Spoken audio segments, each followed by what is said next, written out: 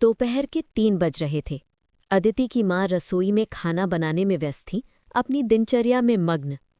अचानक दरवाजे पर जोर से दस्तक हुई। अदिति कॉलेज से घर आ गई थी। उसकी माँ घबराई हुई सी हाथ पोंछते हुए रसोई से भागी।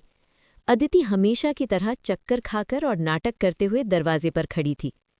उसकी माँ मुस्कुराई और उसे चिढ़ाया, क्योंकि वो उसके नाटक का कारण जानती थी। अदिति ने जल्दी से कपड़े बदले। उसकी भूख बढ़ती जा रही थी। वो खाने की मेज पर बैठ गई, बेसब्री से खाने का इंतजार कर रही थी। उसकी माँ ने ताज़ी रोटी के साथ आलू और गाजर की करी परोसी। अदिति का उत्साह तुरंत गायब हो गया। उसे जो दिखा वो पसंद नहीं आया। उसकी माँ चुपचाप खड़ी रही, क्योंकि वो ऐसी शिकायतों की आदी थी। अदिति ने ताज़ी हरी सब्जियों से भरे सर्दियों के बाजारों के बारे में बात की। रसोई में हमेशा की तरह एक छोटी सी बहस शुरू हो गई। उसकी माँ ने शांत भाव से, थकी हुई लेकिन दृढ़ होकर समझाया।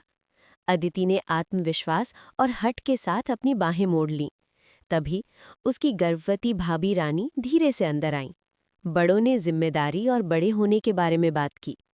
अदिति ने आत्मविश्वास से पैसे लिए और खुद सब्जियां खरीदने का फैसला किया।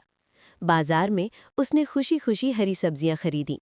रास्ते में वो स्ट्रीट फूड का आनंद लेती रही, बाकी सब कुछ भूल गई। घर वापस आकर उसकी माँ ने बचे हुए पैसे मांगे।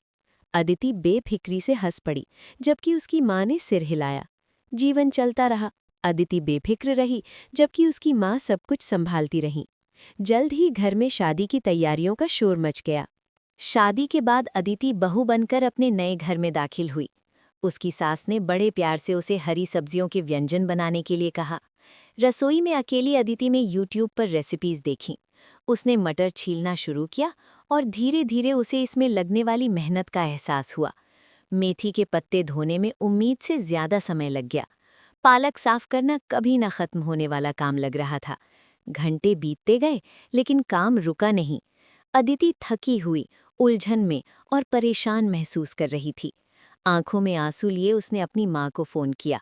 उसकी माँ ने शांत भाव से उसकी बात सुनी, बिना क्रोध या अहंकार के। उसकी सास बड़े प्यार और चिंता के साथ रसोई में दाखिल हुई।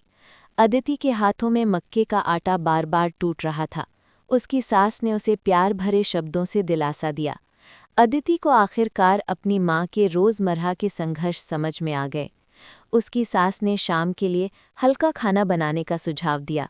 अदिति की आंखों में आंसुओं की जगह कृतज्ञता भर गई। 2 महीने बाद अदिति आत्मविश्वास से अकेले खाना बनाने लगी। उसकी माँ ने उसे बहुत याद करते हुए फ़ोन किया। अदिति मुस्कुराई और अपनी माँ को अपना बनाया खाना चखने के लिए आमंत्रित किया। उसकी माँ की आंखों में आंसू भर आए। हरी सब्जियों ने अदिति को प्रेम, मेहनत और सम्मान का सबसे महत्वपूर्ण पाठ सिखाया था।